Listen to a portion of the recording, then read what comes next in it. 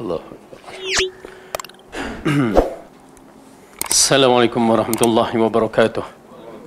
Innal hamdalillah nahmaduhu wa nasta'inuhu wa nastaghfiruh wa na'udzu billahi min shururi anfusina wa min sayyiati a'malina. May yahdihillahu fala mudilla lahu wa man yudlil fala hadiya lahu. Asyhadu an la ilaha illallah wahdahu la syarika lah wa asyhadu anna Muhammadan abduhu wa rasuluh amma ba'du. Fa inna khairal kalami kalamullah wa khairul huda huda Muhammadin sallallahu alaihi wasallam wa syarrul umuri muhdatsatuha wa kullu muhdatsatin bid'ah wa kullu bid'atin dhalalah wa kullu dhalalatin finnar. Alhamdulillah, kita rafa'kan syukur kepada Allah Subhanahu Wa Taala yang masih menghidupkan kita, yang mengumpulkan kita dalam majlis ilmu, yang berikan kekuatan dan kesihatan untuk hadir dalam majlis ini walaupun hujan lebat ribut taufan ya. Kita rentasi kerana semata-mata nak mencari ilmu. Mudah-mudahan busyra, kabar gembira yang Allah berikan, man salaka tariqan yaltamasu fihi ilman sahhalallahu lahu bihi tariqan ilal jannah. Barang siapa yang berusaha dalam siri menuntut ilmu, Allah akan permudah baginya jalan ke syurga, dan mudah-mudahan Allah permudahkan kita semua. Amin ya rabbal alamin. Baik, kita baru je selesai dalam surah Al-Mursalat dan insya-Allah kita masuk dalam surah yang berikutnya, surah Al-Insan. Ya, surah Al-Insan adalah salah satu surah yang diturunkan di Makkiyah, surah Mekah ataupun surah sebelum hijrah, yang mana ia bermaksud manusia. Insan ni manusia. Dan kadang-kadang Rasulullah SAW membacanya pada waktu subuh Jumaat. Dia bacakan dengan surah Sajadah dan surah Al-Insan. Ya, dan ianya merupakan salah satu surah yang membicarakan tentang beberapa perkara berkaitan kejadian manusia, syurga dan kedudukan istimewa bagi ahli syurga dan beberapa sifat yang terbaik. Okey, kita lihatkan permulaan dengan bacaan surah Al-Insan.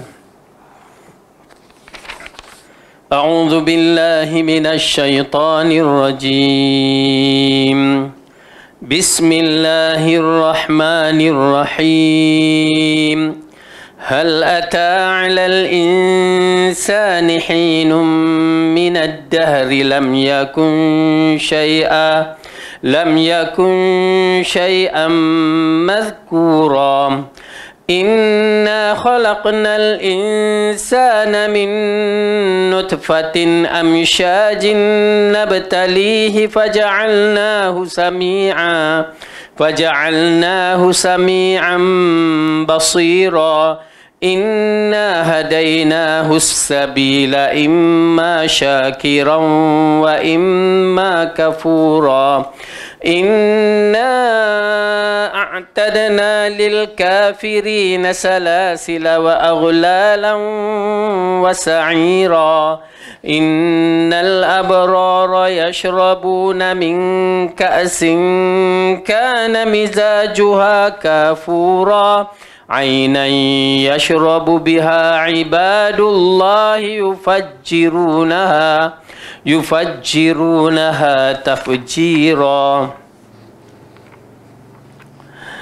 Bukankah telah datang atas manusia satu waktu dari masa, sedangkan dia ketika itu belum merupakan sesuatu yang dapat disebut. Sesungguhnya kami telah menciptakan manusia dari setitis air mani yang bercampur, yang kami hendak mengujinya dengan perintah dan larangan. Kerana itu kami jadikan dia mendengar dan melihat. Sesungguhnya kami telah menunjuki jalan yang lurus. Ada yang bersyukur dan ada pula yang kafir.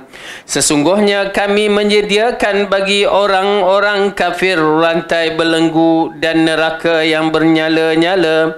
Sesungguhnya orang yang berbuat kebajikan minum dari gelas berisi minuman yang campurannya adalah air kafur, yaitu mata air dalam syurga yang daripadanya hamba-hamba Allah minum, yang mereka dapat mengalirkannya dengan sebaik-baiknya.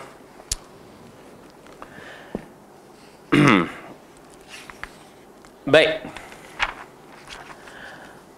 Surah Al-Insan yang kita sebutkan adalah surah Makkiyah yang mempunyai 31 ayat, dan kita tahu penekanan bila membicarakan surah Al-Makkiyah apa-apa pun dia menekankan masalah akidah dan akhlak. Dua perkara itu ya memang ditekankan dalam surah Makkiyah, akidah, manhaj, akhlak, syariat kebanyakannya dalam surah Madaniyah, ya. Baik.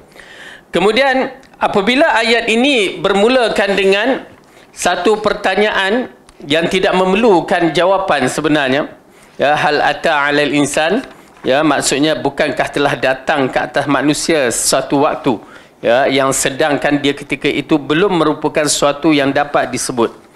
Menarik sekali, ya, di mana ayat yang Allah bagikan ini merupakan satu ayat supaya manusia boleh berfikir. Dan di waktu itu kita menyaksikan Rasulullah, ya, berada di kalangan kafir Quraisy yang berbagai-bagai bentuk. Dia bukan orang saintis, bukan zaman teknologi kan zaman itu. Yang kita tahu bahawa mereka bahkan pada orang-orang Rom terkenal mereka ini berperang sesama sendiri. Dan hasil cara mereka sama ada bisnes, perniagaan ataupun memburu, ya, menternak, ya, itu sahaja. Di Mekah, di Madinah ditambahkan dengan ziraah, perladangan, ya, pertanian. Tetapi bila kita menyaksikan waktu Rasulullah mendapat wahyu ini, perbicaraannya satu benda yang agak unik. Kenapa? Kalau kita ni tengok, alah itu orang kampung punya pemikiran. Nampak tak? Ya, kita dah tahu low dia punya pemikiran, cara berfikir, cara kita nak terang pun tak boleh nak terang terperinci berbentuk saintifik, tak boleh. Orang kampung dia tak tahu benda tu. Tetapi kita tertarik sekali dalam bentuk firman Allah Subhanahu Wa Taala, dia membuka satu minda supaya berfikir, ya, supaya berfikir. Tetapi para sahabat radhiyallahu anhum bukan sekadar itu je dia diberikan ditunjuk ajar, tetapi apa dia? Yang lain itu supaya beriman. Ya, kamu nampak tak? Tak nampak, beriman cukup. Kenapa? Karena iman itu yang menentukan kemampuan dia untuk menyampaikan satu tahap, yakni kemahiran dalam sistem sains dan teknologi. Iman, bermula dengan iman. Itu pasal para sahabat dalam bab keimanan kemuncak kehebatan mereka. Beriman, lain nak buat research, nombor 2. Nak nampak bukti, nombor 3. Mereka tak perlukan bukti pada ketika itu. Mereka perlukan iman dahulu. Ya, dan kita menyaksikan ayat ini apabila Ibnu Katsir menceritakan proses penciptaan manusia dari ketiadaan. Ya, Allah berfirman mengkhabarkan tentang manusia bahawa dialah pencipta manusia yang hina dan lemah dari ketiadaan. Maka Allah berfirman, hal ata 'alal insani hinum minad dahri lam yakun syai'an madhkura. Bukankah telah datang atas manusia satu waktu dari masa sedangkan dia ketika itu belum merupakan sesuatu yang dapat disebut. Maksudnya kita ni asalnya tak ada, senang cerita tak ada. Ya. Apabila di dalam Quran mengatakan kita menyebut Rabbana amatana sanataini wa ahyaitana sanataini, kita ni dua mati, dua kematian dan dua kehidupan. Bermulanya kita ini di alam roh, kita tak ada sebenarnya. Dikategorikan kematian alam roh sebab kita tak nampak, tak ingat. Namun begitu Allah hidupkan kita sekarang ini alam yang realiti kita sekarang ni. Okey? Kemudian dalam ayat tu kata amat tanah senatai ni, kamu matikan kami 2 kali. Lepas kita hidup, lepas ni mati. Ya? Alam roh tak tahu berapa lama. Tetapi alam kehidupan kita ni kita akan tahu. Kita akan tahu apa, orang akan tahu. Kita dah mati mana kita tahu. Okay? Orang akan tahu berapa umur kita. Tapi Rasulullah dah limitkan. Kemudian bila kita mati, berarti mati yang kedua. Ya, mati yang kedua. Namun kemudian Allah kata ayat tu, amat tanah sanataini wa ahyai tanah sanataini, kamu hidupkan kami 2 kali, yakni lepas itu kehidupan yang tak ada mati. Ya, tak ada mati dah. Subhanallah, tuan-tuan dan puan-puan, menggerunkan. Kalau begitu keadaannya menggerunkan, disebabkan tidak ada pengakhiran. Okey? Baik. Jadi ayat ini mengingatkan kita satu perkara. Ya, satu perkara yakni sebelum ni kita tak ada. Lalu kita ada sekarang ni setelah proses permulaan yang begitu ajaib. Ya, alhamdulillah Allah bagikan kita ilmu, pembelajaran, pendidikan, educated lah dikatakan. Kita ada maklumat tak banyak sedikit, tetapi orang yang masuk dalam bidang biologi ataupun orang medical ni, dia memahami tentang ayat-ayat ini. Kecuali kalau mereka menghayati mengikut konsep keimanan.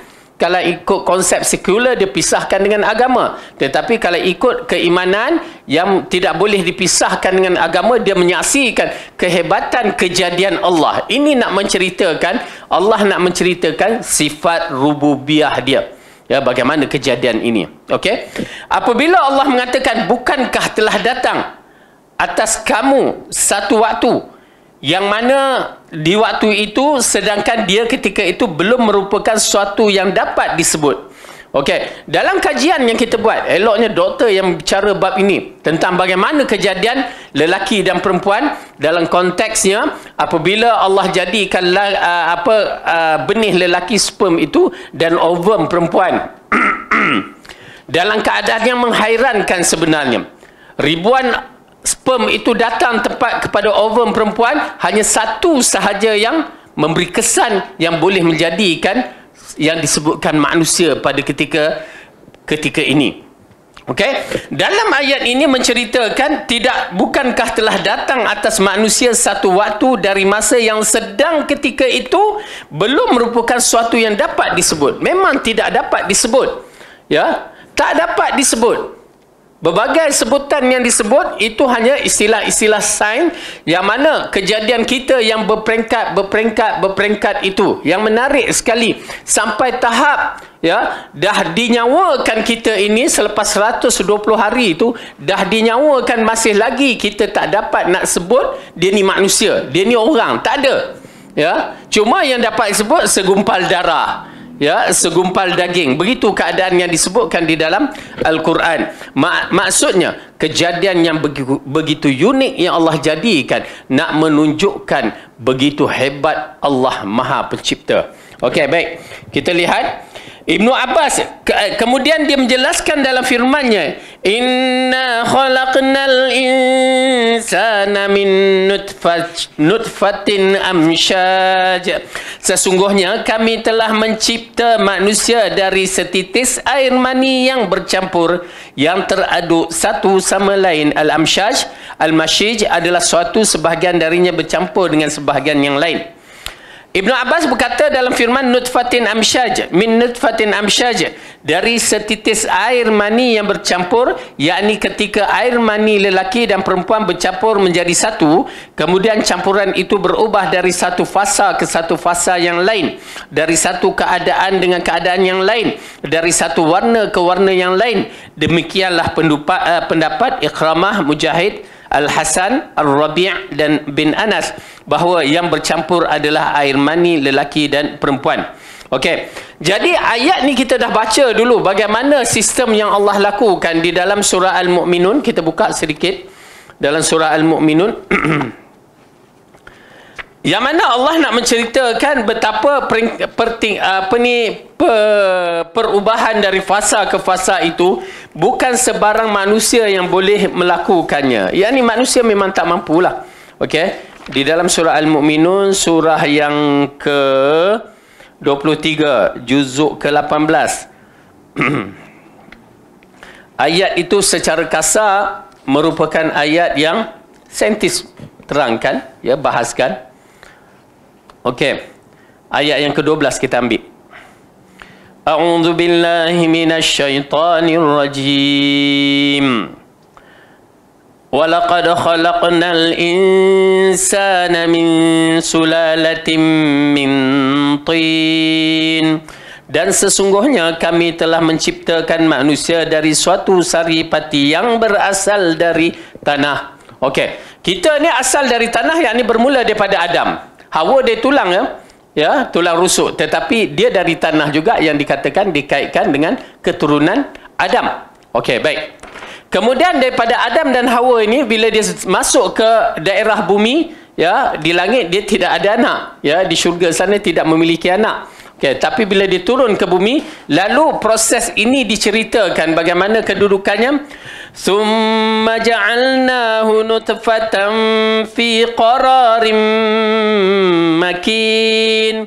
Kemudian kami jadikan saripati itu air mani yang disimpan di dalam tempat yang kukuh, yakni rahim ibu. Ya, ini di antara kelebihan yang Allah bagi, tidak bagi kepada orang lelaki. Hanya dibagikan kepada orang perempuan sahaja. Sifat wanita ini mengandungkan baby. Pasal kalau orang lelaki nak jadi perempuan, buatlah nak jadi macam mana, dia tak akan boleh beranak. Tak boleh, kerana benda sifat itu adalah sifat wanita. Itu pasal bila wanita nak jadi lelaki pun dia akan hadapi masalah. Ada yang kita tengok dalam klip video tu, seorang wanita dia tukar jadi lelaki, dia makan hormon-hormon tu, akhirnya dia menyesal. Hari-hari akhir dia menyesal. Kerana sistem dia telah berubah. Ya, sistem bila telah berubah, dia akan hadapi banyak masalah. Oleh kerana itu, tuan-tuan dan perempuan, ini di antara perkara yang disebutkan dalam Al-Quran.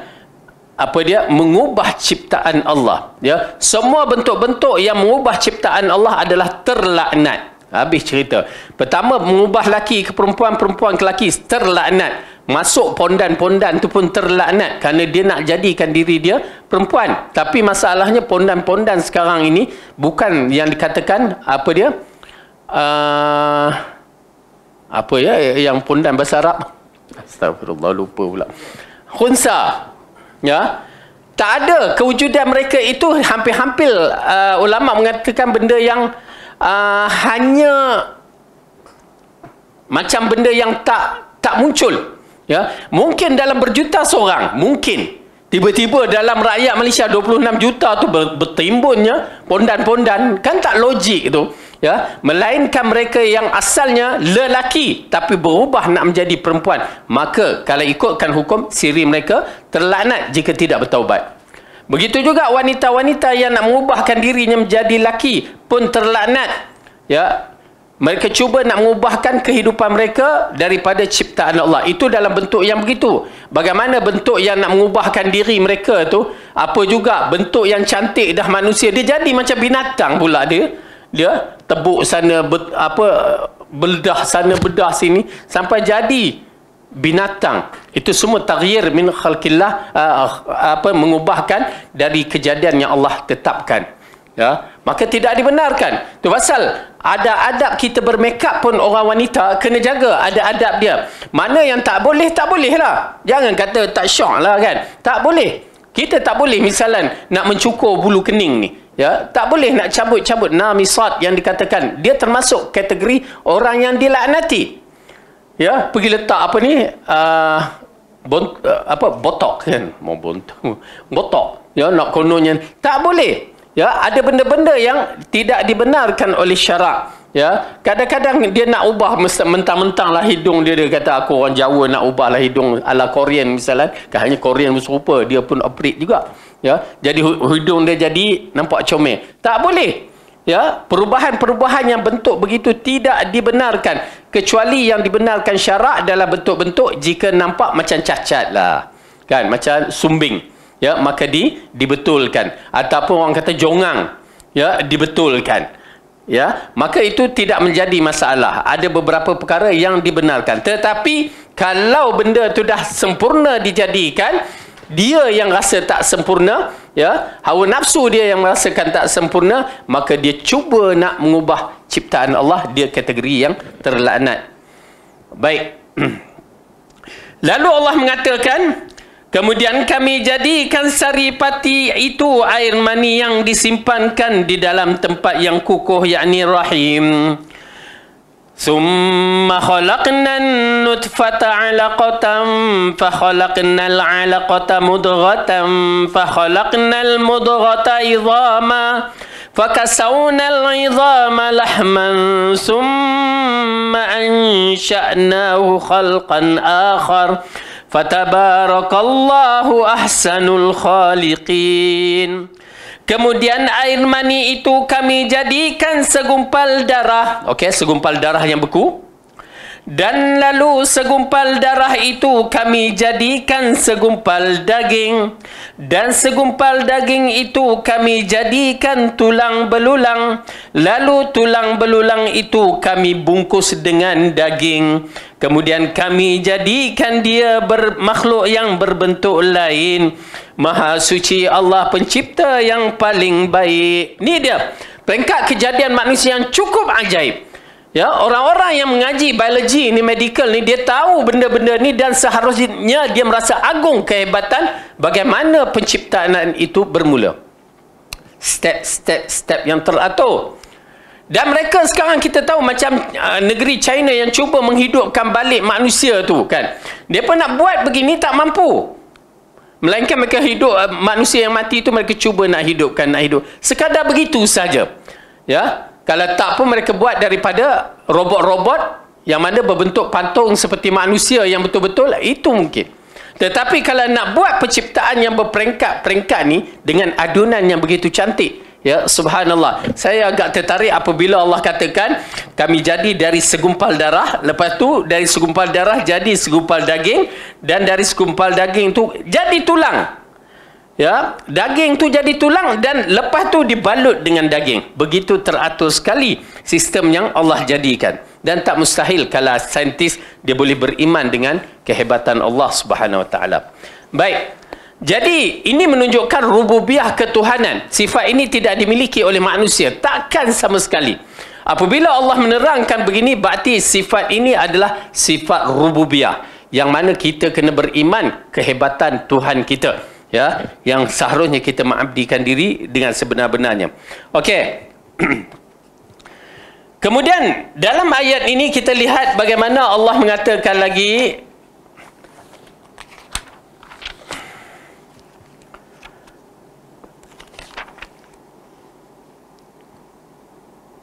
Inna khalaqnal insana min nutfatin amsyajin nabtalihi faja'alnahu sami'an basira. Sesungguhnya kami telah menciptakan manusia dari setitis air mani yang bercampur aduk, yang kami hendak mengujinya dengan perintah larangan ataupun dengan perintah dan larangan. Karena itu kami jadikan dia mendengar dan melihat. Okey, nabtalih, yang kami hendak mengujinya dengan perintah dan larangan, sebagaimana firman Allah, liyabluwakum ayyukum ahsanu amala, supaya dia menguji kamu siapa antara kamu yang lebih baik amalannya. Dalam ayat yang lain, faja'alnahu sami'an basira. Okey. Kejadian yang Allah jadikan ini adalah untuk ujian, dan kita tahu bahawa bila kita bernama makhluk Allah, manusia yang ditaklifkan, maka dia akan berhadapan dengan ujian. Bila kita ni nak dapat naik pangkat yang tinggi dalam sistem pembelajaran kita, start darjah 1 sampai ya lepasan universiti, semua ada ujian. Dulu ada UPSR, lepas tu UPSR dah tak ada. Mula-mula zaman kita penilaian. Ya, darjah 5 penilaian. Lepas tu tukar UPSR. Lepas tu tukar. Apa ketukarnya? Dah tak ada dah kan? UPSR ditutup. Ujian tu dah tak ada. Lepas tu PMR SRP. Kita ada SRP. Ya. Lepas tu tak ada. Ada PMR. Lepas tu dah tak ada sekarang kan? Tak ada. Dulu ada. Sebelum kita dulu apa? LCE, MC. Apa? LCE. Ke? Yang SPM dia apa? MCA bukan. Apa? MCE kan. Itu zaman dulu. Lepas tu zaman kita sekarang kekal dengan SPM dari dulu, cuma silibus dia berubah dan kita menyaksikan ujian. Ujian untuk apa ya? Untuk menaikkan seseorang itu. Bolehkah dia terus naik, terus dapat tinggi, ataupun nak masuk ke alam yang lebih besar, alam yang lebih mencabar. Begitu kedudukannya. Baik, jadi ujian yang Allah nak bagi kepada kita di dunia perlu ada dalam minda kita adalah untuk mengangkat darjat kita. Oleh kerana itu para nabi antara orang yang paling berat ujian. Ya, para nabi adalah orang yang paling berat ujian sehingga mereka itu kemuncak ujian apa dia? Dibunuh. Itu para nabi. Dan kita menyaksikan berapa ramai orang Yahudi membunuh para nabi. Ya. Itu pasal bila orang bertanya tentang isu Palestin, ya, tentang Yahudi, kita mengatakan kalau nabi pun dia bunuh, kita ni tak ada apa. Ya, memang dia buat begitu sahaja. Okey, menunjukkan kepada kita kemuncak ke ujian yang ditimpa oleh Allah kepada seseorang itu seperti para nabi, ujiannya memang berat. Okey, tetapi result nanti apa dia? Nun di sana, di akhirat, bagaimana kedudukan kita masing-masing. Tuan-tuan dan perempuan, result kita akan keluar di akhirat. Bermula kita lahir di alam yang baru itu, keluar daripada alam yang baru itu, apa dia? Dalam keadaan bentuk tidak berpakaian telanjang, tidak berkasut dan tidak berkhitan. Itu dia. Itu yang pertama sekali, kita dibangunkan dalam bentuk Nabi Adam alaihissalam, ketinggiannya 60 hasta. Kemudian disitulah datang siapa yang terbaik, siapa yang terbaik, siapa yang terbaik dalam siri orang kita beragama Islam ni, siapa yang terbaik? Ya, minan nabiyyin, lagi siddiqin, syuhada, salihin. Okey. Ini 3-4 kategori yang terbaik. Sudah tentu para nabi yang pertama sekali yang Rasulullah sebut yang memakai pakaian adalah Nabi Allah Ibrahim, dan sudah tentu Rasulullah SAW dan para nabi semua dah melengkapi ciri orang yang terbaik. Kemudian kalau kita dapat seperti para syuhada ataupun orang yang mati di waktu melakukan haji dan umrah, mereka itu memakai ihram dan bertalbiyah. Itu di antara bentuk orang yang terbaik. Nampak tak? Dia peringkat-peringkat. Orang terbaik ini akan berjalan nak menuju ke titian sirat. Semua. Sudah tentu orang yang terbaik ini yang paling selesa dan paling selamat. Mudah-mudahan kita termasuk di kalangannya. Okey? Amin. Baik. Jadi, ayat ini mengisyaratkan kepada kita, ujian yang akan datang, terus datang. Sehingga apa? Sehingga kita mati. Pada hari waktu kita mati itu, syaitan datang. Last kedatangan dia untuk menyesatkan kita. Itu perjanjian dia dengan Allah. Perjanjian dia untuk menyesatkan kita sampai hari kematian, yang Rasulullah arahkan kita berdoa minta lindung dari kacauan syaitan pada hari nak mati itu. Dia datang. Bentuk dia datang itu saja yang kita tidak tahu. Okay. Kemudian ujian di alam barzah, itu dah siri amalan-amalan kita yang kita bawa ke muka bumi dengan arti kata ujian. Ya, letih kita. Ya, tetapi di sana ada pahala-pahala yang besar. Ya, di muka bumi ujian anak-anak tak habis lagi kan. Ujian suami, ujian isteri tak habis, maka sabar ajalah. Ya. Karena Allah mengatakan liyabluwakum ayyukum ahsanu amala, supaya dia menguji kamu siapa di antara kamu yang lebih baik amalannya. Itu pasal di antara ujian seseorang itu sampai sakit itu pun ujian yang akan mengangkat darajatnya di akhirat. Kemudian Allah mengatakan faja'alnahu sami'an basira, dan kami jadikan dia untuk hadapi ujian-ujian itu dengan pendengaran dan penglihatan. Ya, maka ini di antara keistimewaan yang Allah beri kepada kita yang ada pendengaran dan ada penglihatan. Itu memang mukaddimah. Setiap baby asalnya dia akan diberikan pendengaran dahulu. Ya, pendengaran baru penglihatan. Karena itu konsep dia. Dan kita menyaksikan dalam ayat ini mengisyaratkan orang yang ada telinga dan ada mata, maka ujian itu adalah besar. Dan bagaimana kedudukan orang tak ada mata, tak ada telinga, ujian mereka itu dalam bentuk itu. Tetapi mereka kalau tak ada mata, di dalam hadis menyebutkan Allah telah berikan keistimewaan mereka itu, ya, akan digantikan dengan syurga. Ya, subhanallah. Jadi cuma dia memerlukan keimanan saja. Orang yang membimbing dia yang bertanggungjawab. Baik. Kemudian dalam ayat ini apabila Allah mengatakan inna hadainahu sabila imma syakiran wa imma kafura, sesungguhnya kami telah menunjuki jalan yang lurus, ada yang bersyukur dan ada pula yang kafir. Okey. Dalam bab ini Ibnu Katsir telah mengatakan dengan tajuknya Allah memberi petunjuk ke jalan yang benar kepada manusia. Lalu manusia itu ada yang bersyukur dan ada juga yang kufur. Okey. Dalam bab ini apabila kita melihat petunjuk Allah, Allah tidak akan bagi kepada hamba-hambanya, tak kira Islam ke kafir, melainkan jalan yang lurus, jalan yang betul. Itu tabiat ketuhanan kita. Dia tidak akan menginayakan hamba dia. Kamu kafir ke kamu Islam, satu je. Ya, Allah nak bagi jalan yang betul, maka ikut. Ya, kalau kita lihat ya adalah Al-Quran, apabila Allah mengatakan ya ayuhan nas kulu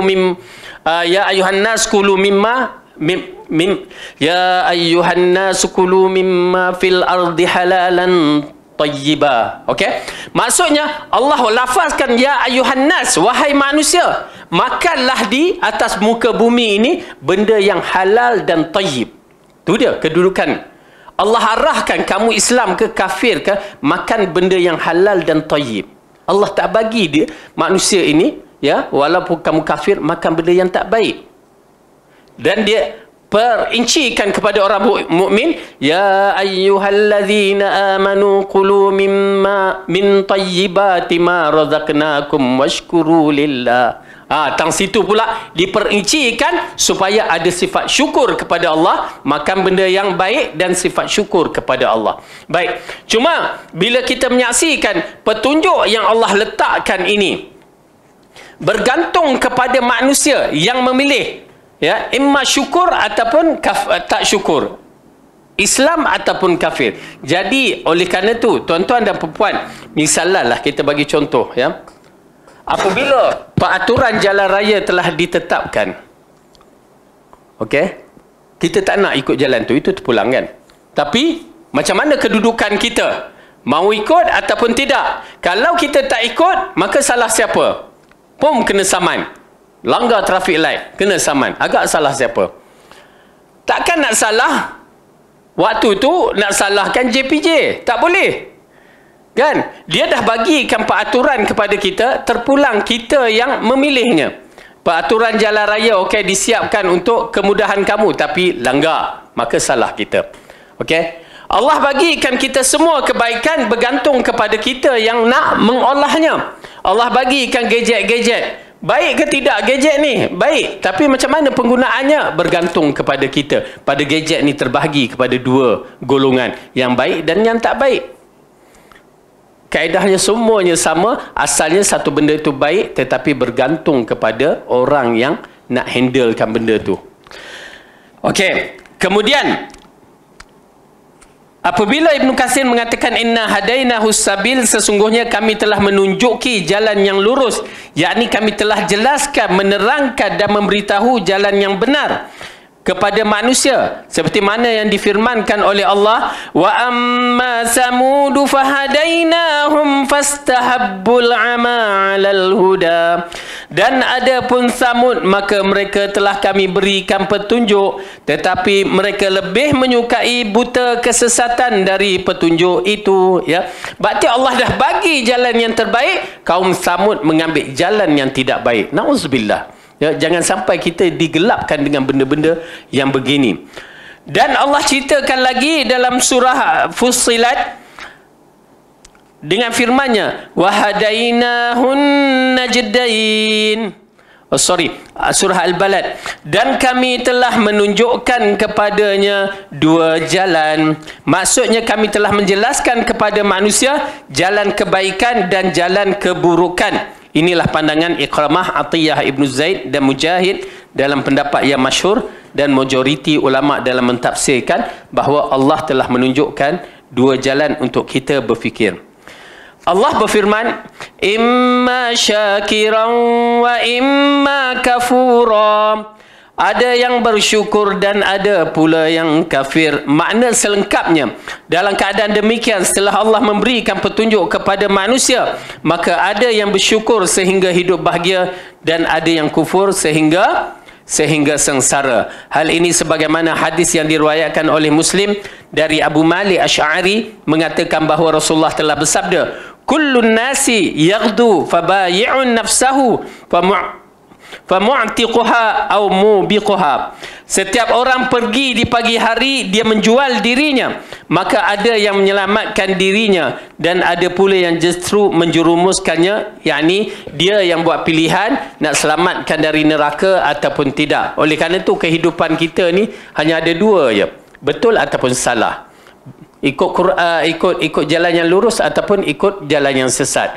Okey, maka terpulang kepada kita. Cuma Allah dah mengatakan apa dia dalam ayat Quran, wa ma khalaqtul jin wal ins illa liya'budun. Tidak dijadikan jin dan manusia melainkan untuk mengabdikan diri kepada Allah. Apa juga bidang yang kita terjun, suasana yang kita terjun adalah ubudiyah kepada Allah, ya. Baik. Kemudian Allah mengatakan Inna a'tadna lil kafirina salasila wa aghlalan wa sa'ira. Sesungguhnya kami menyediakan bagi orang-orang kafir rantai belenggu dan neraka yang menyala-nyala. Setelah Allah ceritakan petunjuk yang dibagikan kepada kita, jalan lurus ataupun jalan yang tak lurus ni terpulang kepada kita. Ya, terpulang kepada kita. Tetapi pada akhir kisah itu Allah menceritakan orang kafir akan dibangunkan di mahsyar nanti dan dimasukkan ke dalam neraka dalam bentuk terikat. Ya, berarti itu jalan yang tak betul lah. Adakah kamu nak ikut ke sana? Allah bagi kepada kita untuk berfikir. Dengan arti kata lain, lafaz yang diberi peringatan itu menggerunkan, menakutkan, terus menceritakan bab neraka. Kalau kamu ikut jalan yang tak betul, ke neraka. Ya, yang mana jalan itu Allah sebutkan dalam Al-Quran juga, qad aflaha man zakkaha wa qad khaba man dassaha. Beruntunglah bagi orang yang membersihkan dirinya dan rugilah bagi orang yang tidak membersihkan dirinya. Begitu kedudukannya. Ya, kalau kita rasa kita boleh bertahan dengan azab Allah, terpulang kepada kita untuk memikirkannya. Hak mana tahan azab Allah? Kenapa? Azab di dunia tak sama dengan azab di akhirat yang berlipat ganda. Baik. Sesungguhnya Allah berfirman, Imam Ibn Katsir mengatakan, Allah mengkhabarkan tentang apa yang Dia sediakan untuk orang yang kafir berupa belenggu, rantai dan api neraka, iaitu api yang berkobar dan membakar di neraka Jahannam. Ini sebagaimana firman Allah, Izil aghlalu fi a'naqihim wassalasilu yushabuna fil hamimi summa fin nari yusjarun. Ketika belenggu dan rantai dipasang di leher mereka, seraya mereka diseret ke dalam air yang sangat panas, kemudian mereka dibakar dalam api. Ini bentuk yang diceritakan oleh Allah bila seorang kafir itu dibelenggu. Ya, maksudnya dibelenggu dia terlampau teruk sangat. Hamba-hamba yang dibelenggu memang tidak boleh lari, susah nak lari. Kena pula belenggunya itu dalam bentuk yang terlalu ketat, dikaitkan dengan belenggu orang yang lain-lain sekali. Ya, macam disebutkan Imam Syafi'i dibelenggu kan. Dia belenggu, ya, ikat tangan kaki tengkuk, berjalan selama 10 orang, ya, menuju ke Baghdad dari Yaman. Isu tasyayyuh. Begitu juga dikaitkan dengan Abdurrahman yang melawan Hajjaj Yusuf As-Saqafi itu, Abdurrahman Al-Ash'as, ya, sewaktu dia diseret, berikat semua, berderet berikat, ya, sampai di atas bukit, dia terjun. Bila dia terjun, kereta api, kepala dia terjun, yang lain semua ikut, mati semua. Ya, dalam isu itu menarik sekali dalam kisah bila dibelenggu berkait-kait. Ini kan pula di neraka Jahannam, ya, nauzubillah min zalik, kita minta lindung kepada Allah dari kita dibelenggu kan. Yang penting minta perlindungan Allah, jangan kena pun api neraka tu. Okey, ketika belenggu dan rantai dipasang di leher mereka, seraya mereka diseret ke dalam air yang sangat panas, kemudian dibakar dalam api. Setelah mengkhabarkan tentang apa yang disiapkan untuk orang-orang kafir, Allah berfirman. Okey, nampak tak? Ayat tadi menceritakan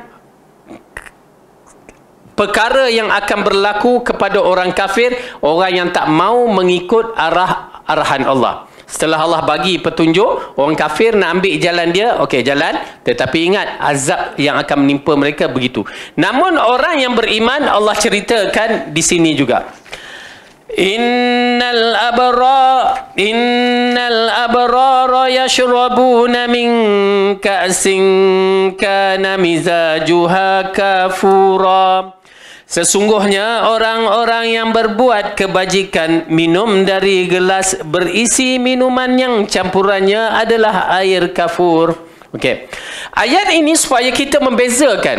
Setelah Allah menceritakan perkara yang menakutkan, Allah tak akan biar kita rasa takut semata-mata, ya. Lalu Allah menceritakan keseronokan, kenikmatan yang menyebabkan kita merasakan kita nak kepada nikmat tersebut. Okey, apa dia yang Allah ceritakan?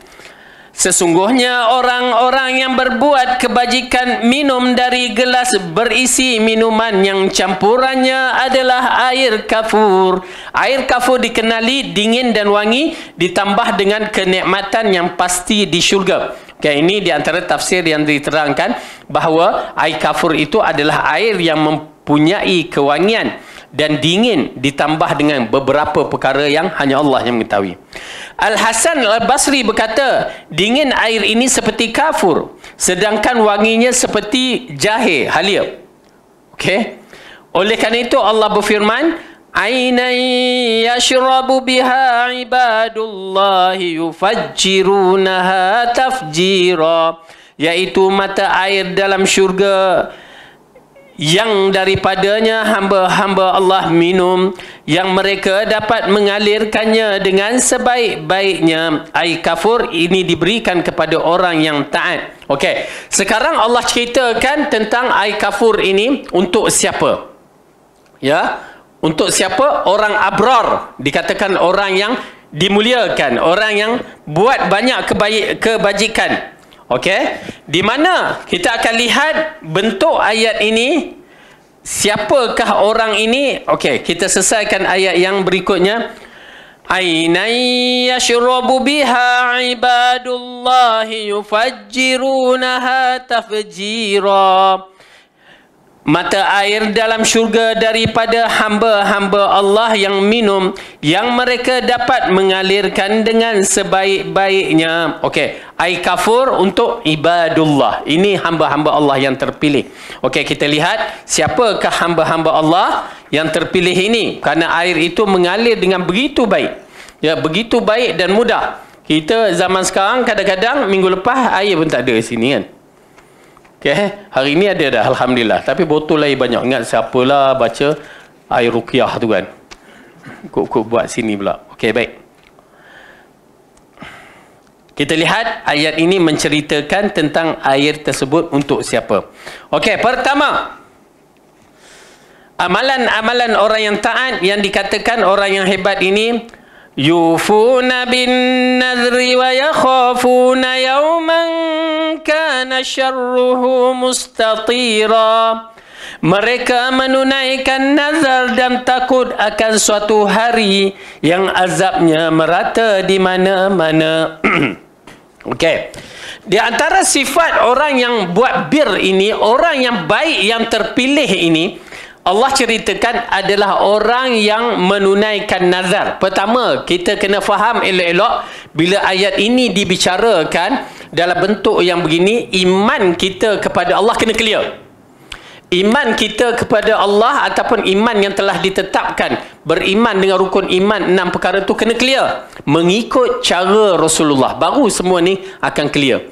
Kalau iman kita tak mengikut cara Rasulullah, kita akan hadapi masalah. Awal-awal dah bermasalah. Kenapa dalam kubur pertama, soalan pertama apa dia? Marrabbuka kan? Itu pun dah bermasalah. Okey. Kemudian setelah iman kita tu clear mengikut cara Rasulullah sallallahu alaihi wasallam, ya, subhanallah, maka insya-Allah yang lain-lain tu akan ikut jadi mudah. Ya, Allah akan berikan kita mengikut apa yang dia terangkan. Okey. An-nazar. Dalam bab ini kita lihat mereka yang menunaikan nazar. Yang kedua, takut akan suatu hari yang azab merata-rata di mana-mana, iaitu berkaitan dengan nazar satu, berkaitan dengan keimanan di hari mahsyar. Okey, dalam bab nazar ini Imam Malik berkata dari Talhah ibn Abdul Malik Al-Aili, dari Al-Qasim bin Malik dari Aisyah radhiyallahu anha, Rasulullah telah bersabda, "Man nazara an yuti' Allah falyuti'hu, wa man nazara an ya'si Allah fala ya'sih." Barang siapa nazar untuk melakukan ketaatan kepada Allah, maka taat lakukanlah. Dan barang siapa yang bernazar untuk maksiat kepadanya, maka jangan dilakukan. Okey, hadis ini diriwayatkan oleh Bukhari. Baik, dalam bab ini nazar, yang mana ulama telah membahaskan tentang nazar ni, dikategorikan beberapa nazar. Okey, nazar ini terbagi kepada 3. Yang pertama, diharuskan.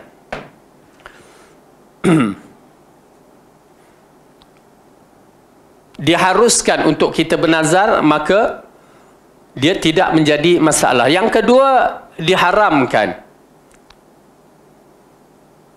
Okey. Yang ketiga, ada perbahasan sedikit, makruh. Ya. Okey. Nazar yang diharuskan adalah nazar yang macam kita ni, kita faham nazar kita selalu yang kita buat kat Malaysia ni, ya, kita bernazar macam mana? Kalau nak pas periksa, kan, aku buat kenduri. Okey, kalau begini aku akan bersedekah. Okey, itu nazar kita. Tetapi nazar yang harus ini yang dimaksudkan adalah nazar yang berkaitan dengan ayat ini, nazar tanpa sebab. Memang kita niat bernazar, aku nak bagi makan, kan? Nak bagi makan pada sefulan ataupun pada ni. Dengan dia tak sebut jumlah, tak sebut apa, nak bagi makan je. Okey. Maka bila dia dah azam untuk memberi makan, maka di situ nazar tu harus asalnya, tetapi jadi wajib menunaikannya. Kena tunai. Walaupun seorang dibagi makan, dah tertunai nazar dia. Kenapa sifat nazar begini jarang berlaku pada masyarakat kita? Okey, nazar tu harus tapi wajib ditunaikan. Nazar yang diharamkan adalah nazar yang berbentuk maksiat kepada Allah. Ya. Aku kalau berjaya aku tak akan pergi ke masjid. Tu haram. Ya, kenapa? Maksiat kepada Allah, sedangkan pergi masjid itu adalah dituntut oleh syarak. Aku kalau berjaya aku tak akan aku akan putus hubungan dengan adik-beradik aku. Habis, haram. Maka tidak dibenarkan. Nanti ada yang macam mana kalau bernazar pemain bola pasukan tu menang, kami botak kepala. Itu pun di kategori ada masalah tu. Ya, boleh cenderung pada haram. Ya. Okey. Itu adalah nazar yang tidak dibenarkan oleh syarak, boleh menyebabkan maksiat kepada Allah. Itu yang dimaksudkan dalam bab ini. Dan yang ketiga, yang menjadi perbahasan makruh, adakah dia makruh ataupun bagaimana? Ada yang mengharamkan, ada yang memakruhkan. Nazar yang selalu kita buat. Ya, kalau anak berjaya, aku akan buat kenduri. Ya, kalau pas periksa, aku buat kenduri. Ya, kerana apa? Itu dinamakan nazar bersebab. Dan nazar kedekut dikatakan. Kenapa kedekut? Kalau Allah tak bagi berjaya anak kamu, tak nak buat kenduri. Seolah-olah kita ugut Allah. Allah bagi berjaya anak aku buat kenduri untuk kamu. Kan? Kerana kamu. Tak boleh. Ulama melarang nazar yang begini, dia lebih kepada makruh ataupun ada yang setengah bahagian mengharamkan. Maka elakkan. Ayat dalam ini dibicarakan adalah yang berkaitan dengan nazar yang pertama. Nazar tanpa sebab. Nazar tanpa sebab ini, kita dah bernazar nak buat apa-apa saja, maka tunaikan. Walaupun sekali kita bernazar, ya, walaupun sekali kita bernazar begitu, kita akan dapat termasuk dalam senarai ini. Ya, jadi kena ada nazar juga. Ya, nazar sekali-sekala. Tapi jangan berat-berat sangat. Masalah kita ni, bila nak bagi makan dah tergambar 100,000 orang ke 100 orang nak bagi makan. Tak. Ya, bernazar, buat nazar. Okey, nak bagi makan grup Batu Salam misalnya. Dah terhidang. Okey, cantik. Dah dapat pahala. Begitu kedudukannya. Ya, walaupun yang datang tu seorang berdua, tak menjadi masalah. Kita dah tunai satu tuntutan nazar kita. Ya. Jangan sampai nazar yang berat-berat. Aku nak bawa si fulan pergi Mekah. Itu dah taklif yang banyak. Ya. Tapi kalau dah bernazar tu, kena tunaikanlah. Tak tunai, kena bayarlah. Orang nazar tu bagi makan. Makanlah, join lah sekali. Apa salahnya kalau dia bernazar yang bagi makan tu bagilah makan, dia pun makan, sama, tak jadi masalah. Kecuali dia limitkan suatu, aku tak makan. Itu lain pula. Itu nampak kepada benda yang tak kena. Okey. Jadi ayat ini menunjukkan kepada kita bahawa bernazar dengan cara yang betul. Ya, bernazar dengan cara yang betul, maka dia akan termasuk. InsyaAllah kita buat sekali. Ya, niatlah satu, aku bernazar nak bagi begini ke, buat. Walaupun benda tu simple, maka kita telah memasuki nama kita dalam senarai ayat ini. Jangan biarkan ayat ni berlepas begitu saja. Dan jangan buat nazar kedekut ataupun nazar yang haram. Okey, baik. Kemudian Allah mengatakan di sini, dah, itu dua ya. Pertama, orang yang menunaikan nazar. Yang kedua, apa dia? Orang yang ada iman takut dengan hari akhirat. Ya, maksud dia di sini beriman takut pada hari yang mana azab mereka merata-rata. Azab di sana merata-rata. Memang perjalanan mahsyar tu, bermula kita muncul tu semua azab disebabkan orang berdosa tu ditapis peringkat awal lagi dah. Ya, peringkat awal lagi. Sehingga muncul yang dikatakan syafaatul uzma yang dimiliki oleh Rasulullah SAW. Kemudian Allah mengatakan, wa yut'imuna at-ta'ama 'ala hubbihi miskinan wa yatiman wa asira. Mereka memberikan makanan yang disukainya kepada orang miskin, anak yatim dan orang yang ditawan. Biasanya kita dah terang benda ni dahulu berkaitan dengan memberi makan. Ini kelebihan orang yang memberi makan. Ya, di antara kelebihan yang kita berikan, memberi makan kepada orang, kita akan dimasukkan dalam senarai orang yang terpilih. Memang kita saksikan dalam ayat, dalam hadis, kelebihan orang yang memberi makan terlampau besar. Tetapi keistimewaan ayat ini nak menceritakan bahawa memberi makan dalam bentuk yang apa? Dan mereka memberi makanan yang disukainya. Ada yang berkata yakni atas dasar kecintaan kepada Allah, dan demikian digantikan dhamir pada kata hubbihi, kembali kepada Allah, kerana konteks kalimat menunjukkan hal itu. Ya, dalam bab ini menjadi perbahasan, namun kita mengatakan makanan yang kita suka tu, ya, berarti makanan kita suka, kita bagi orang, orang pun suka. Okay, penting tu. Makanan yang kita suka, bagi orang, orang pun suka. Jangan makanan yang kita suka, kita yang suka syok sendiri, bagi orang, orang tak suka. Ya, misalan, apa misal? Yang saya cerita tu, ya, kita suka tempoyak, bagi orang putih miskin makan tempoyak. Dia suka tak? Termuntah-muntah dia. Orang Malaysia sendiri pun ada yang tak suka tempoyak. Tak boleh. Ya, kita suka, orang pun suka. Okay. Pizza, okey, suka, sedap. Kita suka. Tapi makcik yang tak ada gigi tu suka. Ya, nenek-nenek tu tak suka. Dia makan tarik gigi yang keluar. Okey, maka masalah. Okey, jadi makan yang kita suka bagi kepada orang, orang pun suka. Walaupun tak kira lah makanan apa. Baik, kita lihat ya. Wa yut'im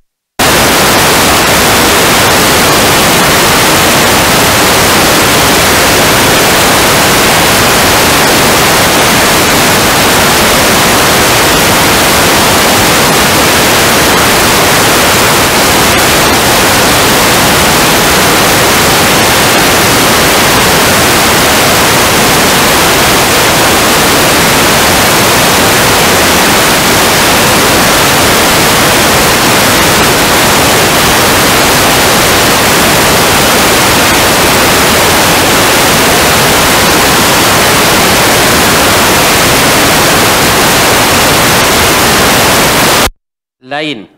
Ya, itu pasal majlis bila walimah itu didatangi oleh orang-orang kaya merupakan majlis yang tidak diberkati, ya, dicela. Tetapi kalau makanan itu walimah itu dijemput orang miskin, lain. Ustaz Syahir makan udang besar baru ni dia. Masya-Allah, kan? Besar. Nak jadi cerita.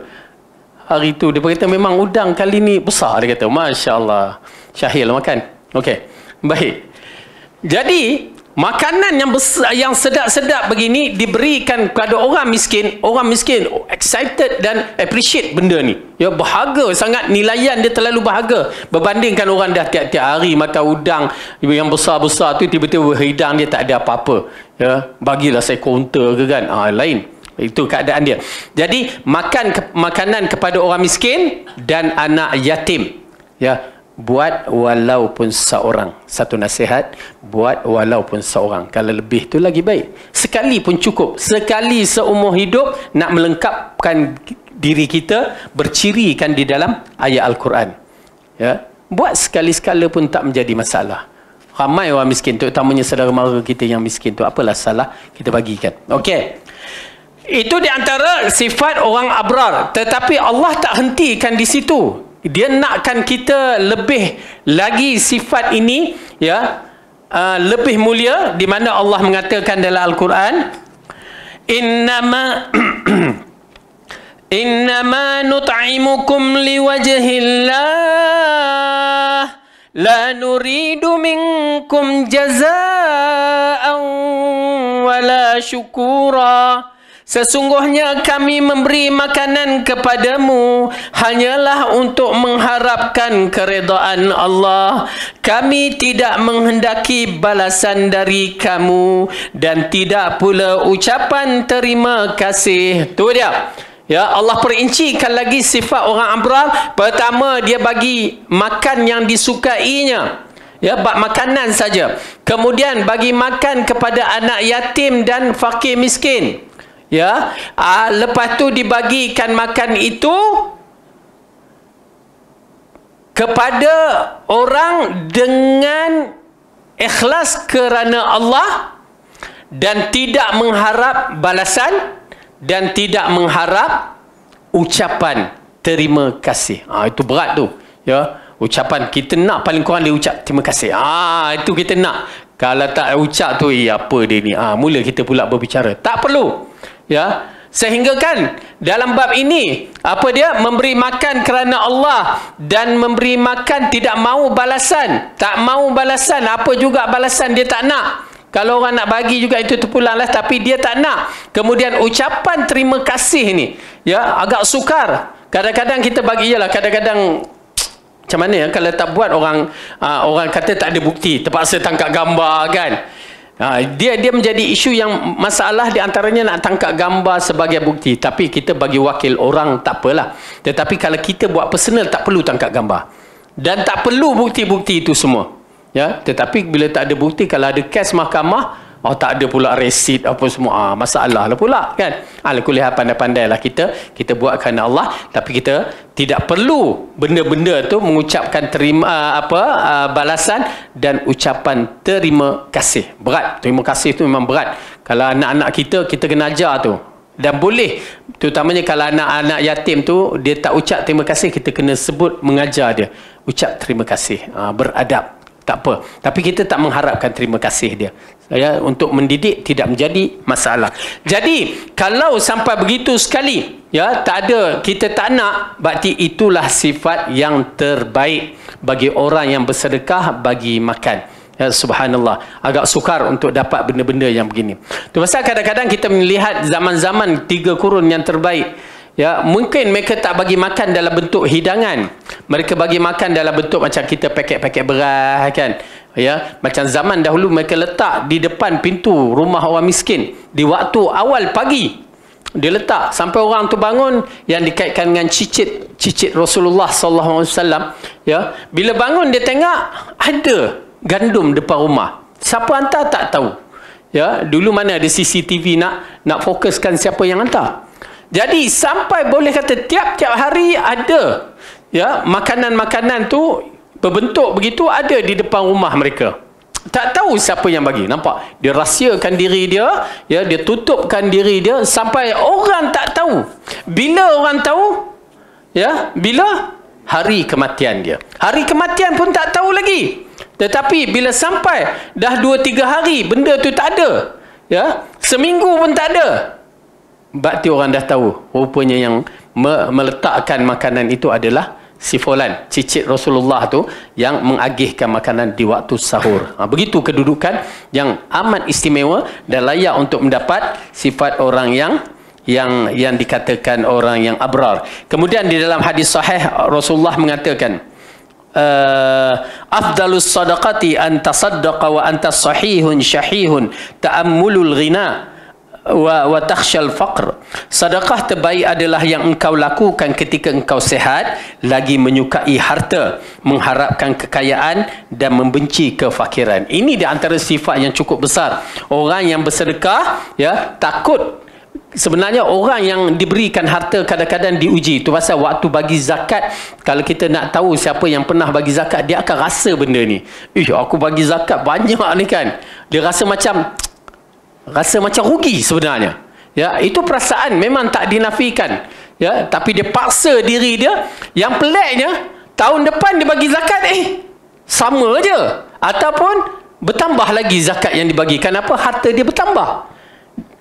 Siapa yang nak tahu keadaan tu, cuba terjun di medan zakat. Maksudnya kena jadi kaya lah. Ya? Jangan kedekut. Dia akan saksikan bagaimana duit dia tahun lepas banyak tu, tahun ini pun banyak ataupun lebih lagi. Begitu. Dia tak surut-surut. Kenapa? Waktu dia nak bagi tu yang syaitan jahat. Yang Allah katakan, asyaitanu ya'idukumul faqra wa ya'murukum bil fahsya. Syaitan menjanjikan fakir dan menyuruh pada kejahatan, yakni jangan bagi zakat, bayar zakat. Kerana benda tu wajib. Ya, dia larang kita. Disebabkan perasaan takut itu, akhirnya kita tak bagi zakat. Maka di sini, sedekah terbaik adalah engkau lakukan ketika engkau sihat dan suka harta. Aku suka banyak harta, mengharapkan kekayaan dan membenci kefakiran. Maka waktu itulah terbaik. Kenapa? Syaitan mengganggu kita dan kita lawan syaitan semata-mata mencari keredaan Allah. Okey. Jadi insya-Allah kita berhenti kat sini dahulu. Kita akan sambung golongan yang terbaik yang dikatakan al-abrar, apa lagi yang Allah sediakan. Wallahu a'lam bissawab. Subhanakallahumma wa bihamdika asyhadu an la ilaha illa anta astaghfiruka wa atubu ilaik.